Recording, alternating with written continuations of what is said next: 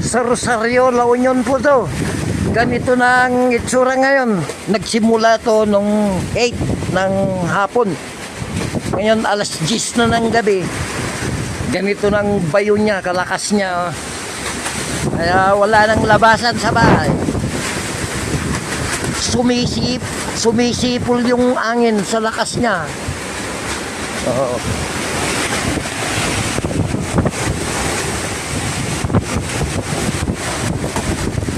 Delikado na kaya wala nang labasan.